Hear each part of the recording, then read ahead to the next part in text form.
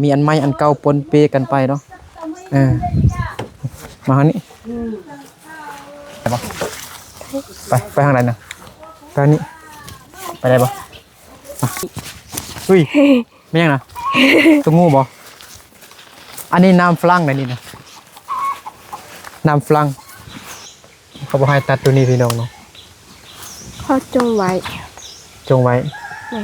แม่เมื่อยแห้งหนึ่งโมโห แม่บุเฮ็ดมาฉันเมื่อยแห้งเนาะอายุนี่มันมีบอลจับไปโอ้ยดิตุก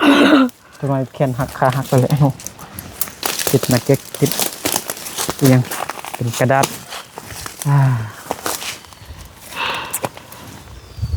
อันนี้กระดินเฮาหมดเลยบอลอันนั้น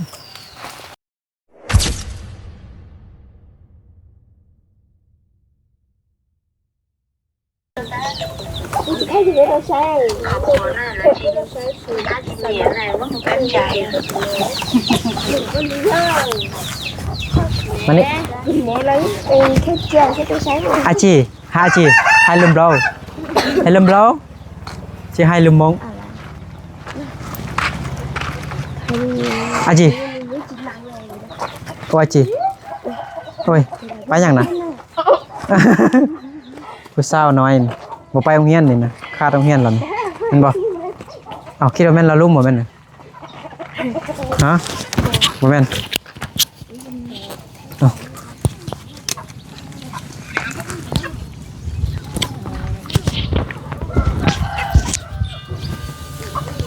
มาน้องว่าจะกินมันยังเหรอน้องว่าจะกินยังน้องว่าจะกินยังนะโมโหสบายดีพี่น้องเบอร์สุคนที่เคารพฮักแพงเด้อยินดีต้อนรับเข้าสู่2เบานึกเผาไพรเส้นเก่าเหมือนเคยตอนนี้เบานึกอยู่บ้านของน้องไม้บ้านน้องมือบ้านห้วยสะแงมเมืองชัยยะแควชัยยะน้องไม้น้องว่าจะกินยังก่อเขาเปียกเอ้าไอ้นึกลืมซื้อแต่ขนมเด้กินขนมเนาะได้มื้อหน้าก่อนจึงไปกินข้าวเปียกข้าวเปียกให้น้องก่อนขนมเด้ขนมก่อนนะอันนี้ซื้ออันข้าวเป็ดนำไอ้เบาให้อันนี้ข้าวเปียกข้าวเปียกช้างข้าวเปียกช้างนี่นะฝากไว้นี่ก่อนบ่เขาสิไปเบิ่งไม้ก่อนแล้วก็ไปเบิ่งดินฝากไว้นี่ก่อนมาใส่กระตารถไว้กระตาขอบใจแล้วบ่ขอบใจ FC แล้วบ่ขอบใจ FC ผู้ใจบุญใจไล่เด้อขอบใจไล่เด้อให้ร่ำให้รวยเด้อจริงไปพี่น้องเนาะบ่ลืมยังแล้วบ่เดี๋ยวไปเบิ่งไม้ก่อนให้บ่เบิ่งไม้เบิ่งดินเบิ่งผู้เบาน้องไม้ได้บ่มีสดเนอะสดจากเปอร์เซ็นต์มีขวดงามมั้ยงามปะมาดูจ้ะน้องไม้ไหนจะจับพรมลายเขามาจับพรมลายเริ่มจากหน่อยเลยคือเมื่อวานนี้เขาจะเอาตางไม้มาแล้วพี่น้องเนาะไม้เสียดเงินน้องไม้นี่แหละไปเบิ่งไม้ไปดึงก่อนเมื่อวานนี้เขาจะถ้อยรถลงดอยในพี่น้องเนาะป้าเท่ามันฟรีขึ้นเลยถ้ามันเบานี่มันบุขึ้นเลยรถฮุนไดนะแต่มันเป็นรถฮุนไดใหญ่ฮะนะเมื่อวานนี้น้องไม้ทางอันส่วนแล้วหรอบ่แล้วน้องไม้กับแม่ทางส่วนแล้วสักพี่น้องเนาะที่ยังนี่นะกระเป๋าลากไฟนะกระเป๋าใส่เครื่องไฟบ่แม่นของน้องไม้บ่แม่ฮะบ่แม่นนึงบอกบ่นึกให้เขาเจ้าฝากไว้เงินของน้องไม้ที่แค้นฮักเนาะนี่เงินของน้องไม้อันเศร้าไม่ห่างลูกนึงหั่นนะอันผู้ที่แค้นฮักเนาะพอกับป่วย บ่นึกก็ได้บอกน้องไม้แล้วว่าบ่นึกฝากไม้มาทางนี้ฝากไม้น้อง เพราะมัน น้องไม้ มันมืด ฝากไม้ของน้องไม้ไว้เฮือน น้องไม้ก่อนเขาบ่รักพี่น้องมันมีอันไม้เก่าเลยพี่น้องเนาะ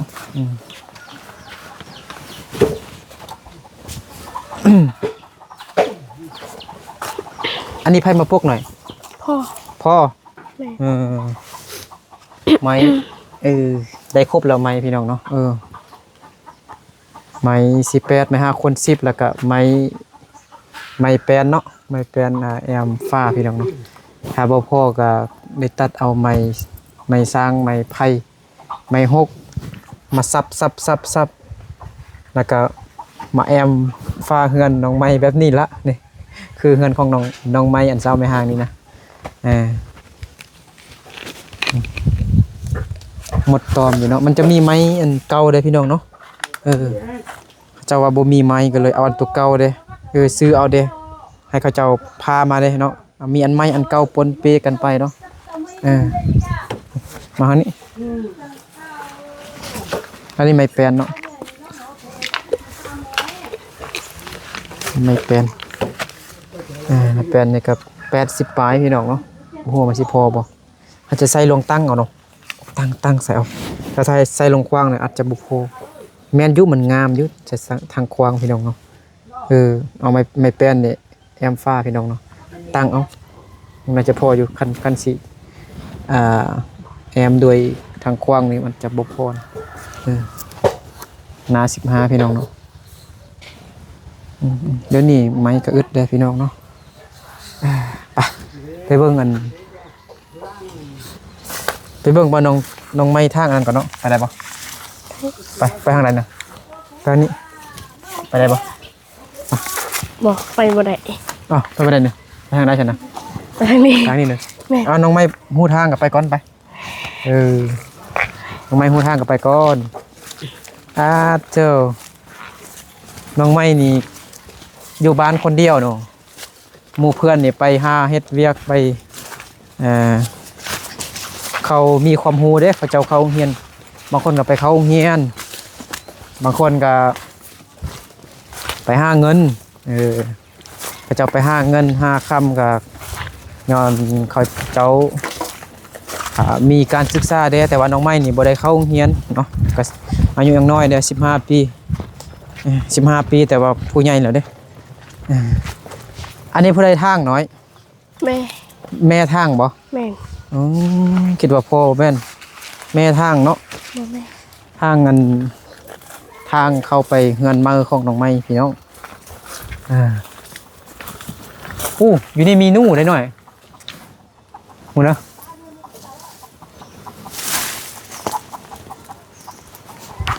มันมีหางนูอยู่นี่หางบักใหญ่ๆยาวขนาดเลยอุ้ยไม่ยังนะตัวงูบ่อันนี้น้ำฝรั่งนี่นะน้ำฝรั่งน้ำอเมริกาโบ้อันนี้เครือหมักฟักทองไผ่น้อยไม่อันนี้นะทองไผ่ไม้ดิไม้พุ่นนะอันนี้ขุดตึมอีกได้บ่หน่อยขุดตึมอีกได้บ่ได้จ้ะเนาะขุดตึมอีกนิดนึงเนาะมันได้อยู่เนาะประมาณชอกนึงอยู่นี่เนาะขุดอีกตึมประมาณสำนี้อาจจะได้อยู่เพราะว่าเวลาจะเฮ็ดปองเยี่ยมซ่องปองเด้อปองนึงใส่ทางเนื้อแล้วก็ทางใต้ก็ได้คันเฮ็ดเฮือนมันจำพวดเวลาเฮาไขประตูมันจะต่ำอันนี้แต่น่าจะบ่ต่ำดอกเฮ็ดสูงๆสักหน่อยประมาณนี้น่าจะบ่ต่ำดอกเฮาขุดอีกตึมน้อยนึงก็ได้เนาะเป็นขี้ดินนี่ที่พอแล้วก็แม่น้องไม้ขุดไว้นี่ก็ยังบ่ทันได้กวดไปบนเทือพี่น้องเนาะถ้าให้พอน้องมือแข็งแรงก่อนพอเป็นจังไดลุกได้บ่รถล้มได้เจ็บหัวเข่าเหมือนบ่ อพอน้องไม่ไปซื้อข้าวอยู่สยะมื้อนั้นพี่น้องเนาะไปซื้อเอ่อยาแก้ปวดยาอีหยังยาแก้ไข้ให้แม่เฒ่าว่าซั่น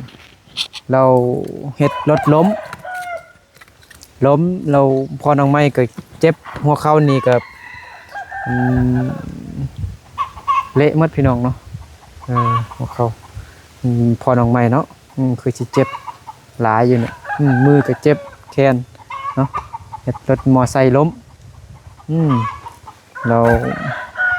ยังบ่มีผู้ใดมาโคตรเทื่อนี้นะจ้างไอ้นึกบ่จ้างไอ้นึกบ่ จะแซ่บ ฮะจักแสนจ้างไอ้นึกนะบ่จ้างไอ้นึกจักแสน จักพันฮะ บ่ฮู้ ลองเว้าเบิ่งก่อนนะทำได้ก็ได้เอา500ก็ได้เท่าไหร่จ้างไอ้นึกนี่ขุดนี่ พันกีบ 1,000กีบป้าโธ่น้องไมค์คือมีเงินหลายแต่จ้างไอ้นึกหลาย คิดว่า$1,000สิบ่แม่น 1,000กีบว่าซั่นเนาะก็ขุดก็แล้วพี่น้องก็มีแต่เคลียร์ขี้ดินนี่เนาะลงไปท่มทางนั้นเนาะคือตอนนี้นายสร้างเพิ่นก็ยังบ่วางเถอะคันนายสร้างเพิ่นวางก็สิให้นายสร้างเพิ่นมาปลุกเฮือนให้น้องไม้เลยแต่นายสร้างเพิ่นว่าข่าวเวียกมีเวียกหลายว่าซั่นไปตัดมักเดือยลูกเดือยเนาะตัดลูกเดือยแล้วก็เกี่ยวข้าวเด้มันเป็นช่วงเขาเจ้าเกี่ยวข้าวเกี่ยวน้ำพี่น้องเนาะไปเบิ่งบอนที่น้องไม้กับแม่น้องไม้ทาง ทางอันหญ้าเมื่อวานนี้พี่น้องเนาะบ่นึกก็มาทางซวยหน่อยนึงเมื่อวานนี้พี่น้องเนาะมันก็แหวแห้งได้แล้วเป็นไม้เป็นเครื่องไม้นี่นะต้นไม้นี่จงไว้จักต้นนึงก็ได้หันตัดอันนี้กับจงอันต้นใหญ่นี่บ่ฮู้ว่าเขาเอิ้นว่าต้นอีหยังนี่นะเดี๋ยวให้ FC เบิ่งนี่ต้นนี้น้อนี่บ่นึกมักเอิ้นแต่ต้นโพพี่น้องเนาะนี่แต่มันมองก่อนนะมันดิบอยู่บ่คือมันตายแล้วมันดิบอยู่แต่ว่าทางเพิ่งมันบอกคอยมีงาแล้วเนาะงาน้อยๆเนาะถ้าลมพัดมากก็มันบ่อันตรายซ้ำตัวนี้นี่นี่ต้นใหญ่เนาะแล้วก็สูงกว่าหมู่อยู่นี้แม่น้องไม้ว่าถ้ำพระเจ้าแล้วบ่พระเจ้าให้บ่ให้ปั๊มนะบ่ เป็นหยังเขาบ่ให้ตัดตัวนี้พี่น้องเนาะเขาจงไว้ เอาคันลมแห้งมาพัดแล้วงาไม้หรือมันลมใส่เฮือนเอาให้จังได้อันตรายเนาะคันบ่ตัดงามันทิ่ม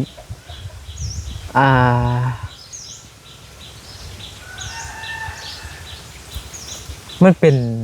ต้นไม้ที่มันอยู่อันดินเขาเจ้าแต่ถ้าเราปลูกเฮือนอยู่นี่แล้วมันอยู่เกาเฮือนน้องไม้เนาะแล้วมันยันมันฟ้าลมแห้งมาแล้วยันมันล้มใส่เฮือนเฮานะยังว่ามีเด็กหน่อยลายโธ่น้องไม้ตัดบ่นี่แม่น้องไม้ช่วยแม่บ่ซอยไปเบิ่งหม้อได้บ่ไปให้ FC เบิ่งหม้อผลงานของน้องไม้เนาะโอ้ยระวังเด้อมันมีน้ำลายปึ๊บมันมีอันต้นปอเด้นี่ปอซาเนาะ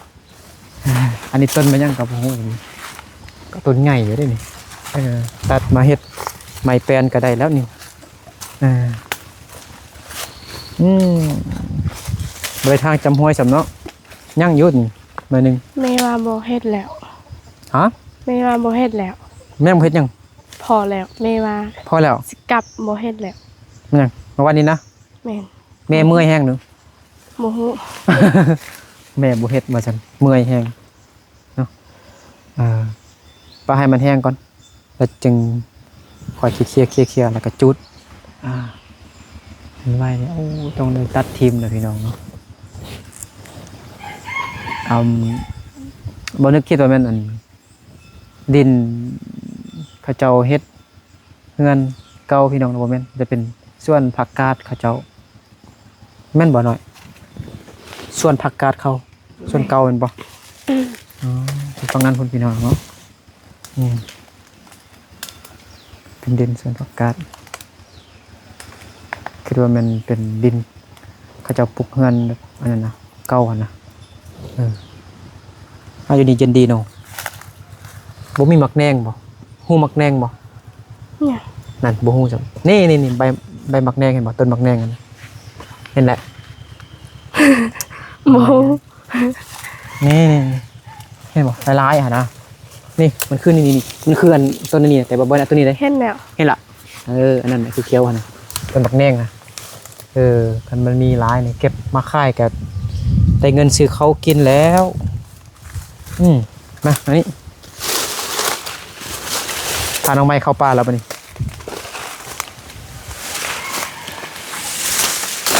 โอ้ย โอ้มีเครื่องไม้ลายพี่น้องมันจ้องกันไว้นะมาเบิ่งต้นไม้ใหญ่นี่เขาเอิ้นต้นอีหยังเนาะบ่นึกมาเอิ้นแต่ต้นโพ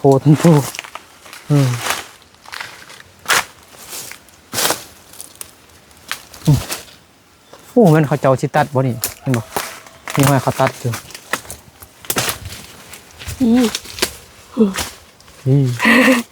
อุ้ยยานเนาะไปอันนี้น้องไม้คือว่าโหดีเนาะเห็น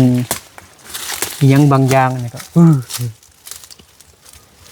ขึ้นได้บ่ บ่ เมื่อขึ้นดู สวยเนาะ ฮะ สวย สอยมันเป็นสวยสัมสอยเนาะ สวยสวย สวยต้องว่าผมดู สวย สวย สวย มานึกขึ้นดูเนาะ อุ้ย นี่ขึ้นได้อยู่นี่มันมีบอลจับไปโอ้ยนึกตุกทำไมแขนหักขาหักไปเลยเนาะทำไมขึ้นได้ปะ บ่ได้ ไปอันนี้จะไปอยู่ช่วงกัน อันนี้มั้ยเนี่ย ฮะขี้สูดบอกน้องไม้กับบุหูหรอกบ่ชื่อหรอก จืด ขี้สูดนี่น้องไม้ถามว่ามันยังนี่มันเป็นขี้สูดขี้สูดเอาไปติดนาเก็กติดนาเก็กติดเอียงเป็นกระดาษ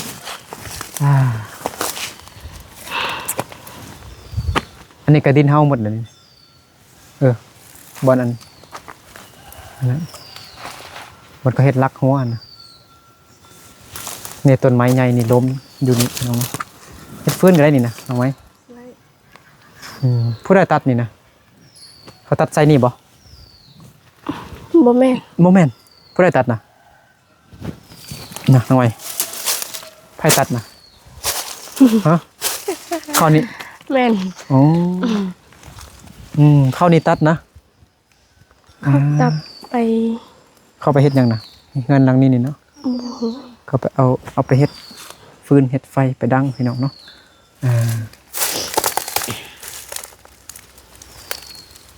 เดี๋ยวตัดทีมเนาะต้นไม้ไงตัดจังหวัดต้นนึงก็ได้ให้มันห่มเลยจังได๋แต่ถ้าเราปลูกสาลีปลูกมักทั่วฟักทองมักน้ำนี่น่าจะมันบ่คืนคันมันมีโฮมมันบ่ได้ครับแสงสว่างแสงแดดพี่น้อง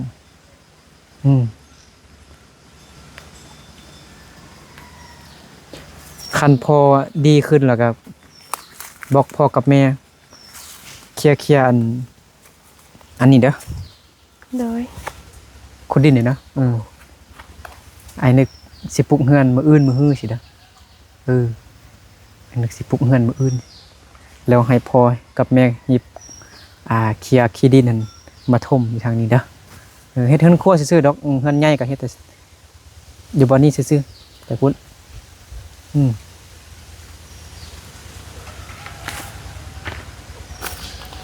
ต้นคาเขาบอกให้ตัดทิมอันนี้เพราะว่ามันมีราคาเลยมีแต่ตัดง่ามมันทิมซื้อเขาบอกให้ปั๊มต้นมันทิมตรงไม่งอมเงาเนาะมีโทรศัพท์แล้วบ่งอมบ่เงาที่เนาะ โม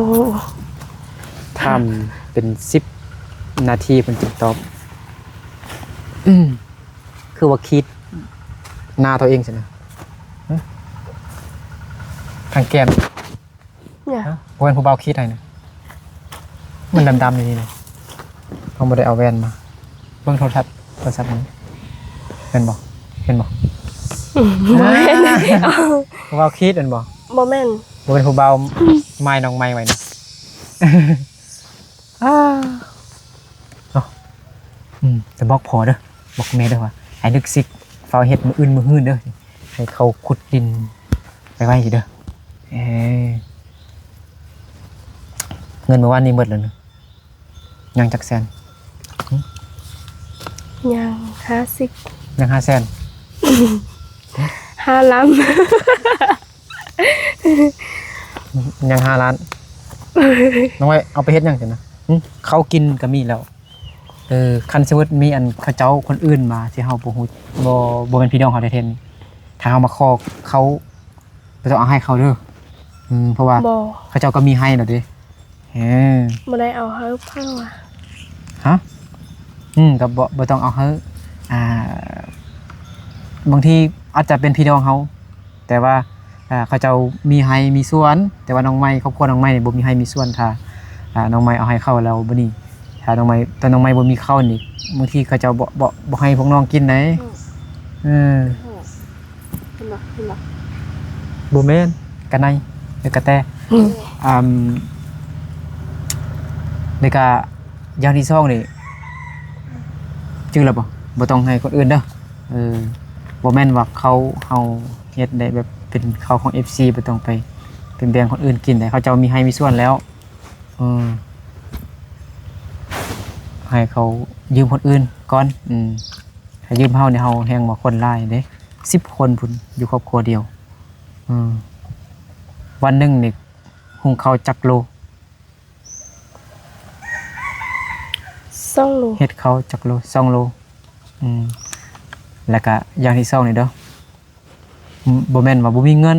ซื้อของกินหรอกบ่แม่นไปขายเขาได้บ่ต้องขายเขาเด้อ โดย เบิ่งพ่อแม่คันเขาขายเขาซื้อนั้นซื้อนี่มันยุ่งมันยะสิ่งที่บ่ประโยชน์แล้วฟ้องไอ้นึกเด้อบอกไอ้เด้อคันเฮ็ดแนวนี้แล้วไอ้นึกสิบ่มาหาอีกได้สิบอกแม่เด้อพอเด้อ โดย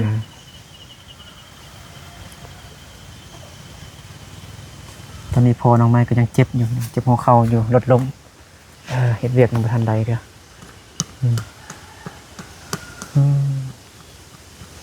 นี่ส่วนเข้าอยู่พุ่นมักปลูกมักเพชรมักเขืออายุเขตนี้นี่มันปลูกอีหยังก็ดีเนี่ยอยู่ตลาดเมื่อกี้ไอ้เห็นเขาขายแกนผักมักอะไรแกนผักกาดผัก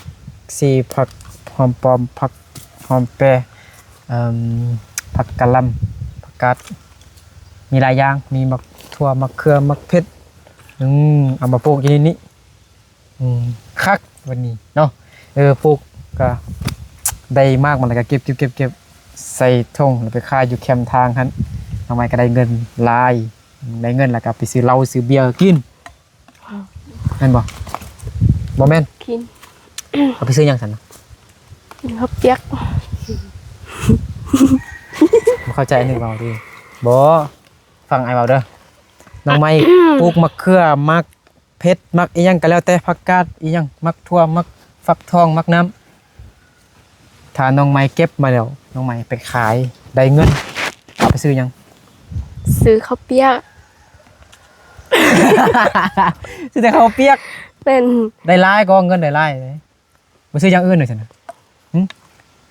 พ่อแม่กินข้าวเปียกนำบ่ได้เด้กินบ่ซื้อเขานี่ซั่นน่ะกินแต่ข้าวเปียกบ่ให้แม่กินนี่ให้พ่อกิน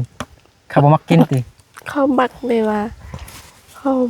บ่มีเงินซื้อ เขาบ่มีเงินซื้อน้องไม้เนี่ยมีเงินอยู่ไสซะเด้อน้องไม้ไปหาเงินอยู่ไสซะเด้อไปยืมก่อน อัน ไป นี้ ยืม เอา กิน ให้ นึกเอาฮะเอาบ่แม่นหาแต่น้องไม้เด้อเอาให้พ่อแม่เด้แน่ลืมบุญคุณพ่อแม่แต่พ่อแม่เขา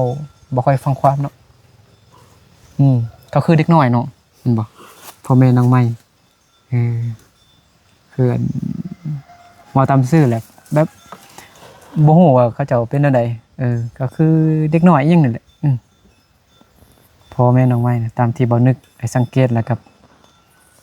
เบิ่งมาตลอดพี่น้องเนาะบ่นึกกับฮู้นิสัยใจคอเขาเจ้าเป็นจังได๋นะเบิ่งแล้วคือว่ายังเด็กน้อยยังเป็นความคิดของเด็กน้อยหั่นน่ะคือน้องไม้นี่แหละซ้ำลูกสาวนี่แหละมื้อนี้ก็บ่ได้ไปเฮือนน้องไม้มีแต่มาเบิ่งไม้ที่เขาเจ้าต่างมาเมื่อวานนี้เนาะมากองไว้หั่นแล้วไม้สิเฮ็ดเฮือนของน้องไม้นี่แหละแล้วก็มาเบิ่งผลงานของน้องไม้กับแม่เมื่อวานนี้เนาะทางส่วนไว้ทางส่วนทางที่เฮ็ดเฮือนนี่แหละส่วนก็แม่นส่วนนั่นแหละเฮือนก็อยู่นี่แล้วก็ทางนี่สิปลูกผักปลูกพืชปลูกหญ้านี่แหละไว้กินแล้วก็ปอนเฮ็ดลกเป็ดลกไก่เด้เฮ็ดลกเฮ็ดคอกช้างเสื้อเด้เนาะไปขายนี่ได้เงินหลายเด้เสื้อตัวช้างเลี้ยงตัวเสื้อบ่หน่อยเลี้ยงบ่น้องบ่ย่านมันกัดมันนั่นบ่เล็บมันยาวก็เล็บมันคมเลยโหตัวเสื้อบ่ ฮู้ มันเป็นต้นอะไรสียังน้องไม้สิเลี้ยงช้างเลี้ยงเสื้อแล้วบัดนี้ตัวช้างฮู้ตัวช้างบ่ฮู้ตัวช้างบ่ ฮู้ ตัวช้างนี่มันตัวน้อยๆหรือว่าตัวใหญ่ ตัวใหญ่ ๆใหญ่ส่ำใดใหญ่ส่ำใดบ่ยังเหรอใหญ่ส่ำใดใหญ่ส่ำใดตัวช้างมันใหญ่สุดแล้วมันจะใหญ่ส่ำใดตัวช้างตัวแม่มันนะหรือว่าตัวผู้ที่มันใหญ่เต็มตัวแล้วมันใหญ่ส่ำใดลองว่าเบิ่งดูลองเปรียบเทียบดูฮะส่ำใดใหญ่บ่มันสูงน้องเฮ็ดอันนี้มันสูงแล้วนี่นะไอ้ว่ามันใหญ่นะใหญ่ส่ำใดฮะ ประมาณ ฮะซ้ำนี่บ่ใหญ่กว่านี้อีกบ่ฮู้ ตัวช้างมันมีง่าเห็นบ่ง่าขาวๆเห็นบ่แล้วมันมีอิหยังก็ง่วงมันยาวๆนะฮู้บ่ เคยเบิ่งบุญช้างบ่อยู่ไสอยู่ในไห้เห็นบ่เดินช้างเห็นบ่ตัวช้างนี่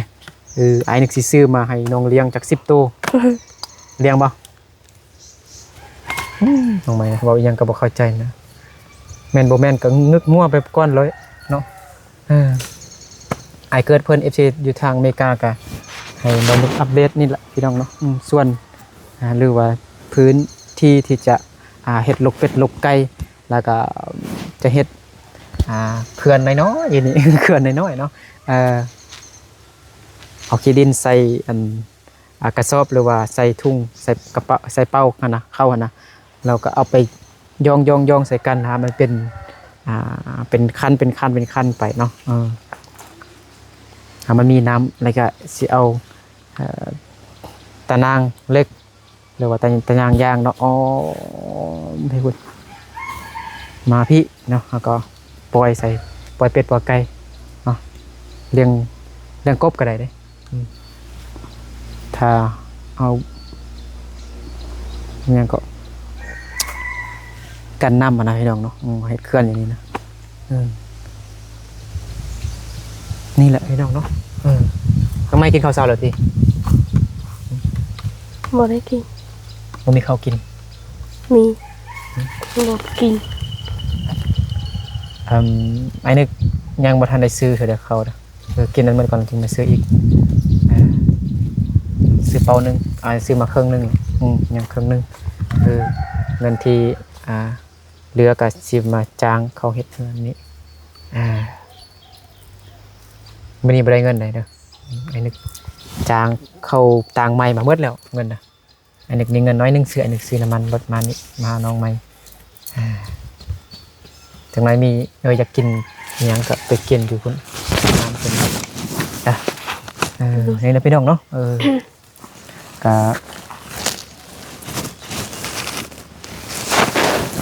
เดี๋ยวขอบคุณ FC เพิ่นทุกคนเนาะที่เข้ามาติดตามรับชมคลิปน้องไม้แล้วก็เบานึกเนาะแต่ต้นจนจบใครที่มาคลิปนี้ก็ฝากกดไลค์กดแชร์กดติดตามเนาะเพื่อเป็นกำลังใจให้มานึกใดทำคลิปเฮ็ดคลิปอีกต่อไปเนาะโดยพอใน FC เพิ่นสิคุยซื้อคนเก่งอยู่ดีมีแห้งสุขภาพแข็งแรงความเจ็บใดๆความไข้อย่าให้มีให้ร่ำให้รวยเนาะเดินทางไปใส่มาใส่ก็ให้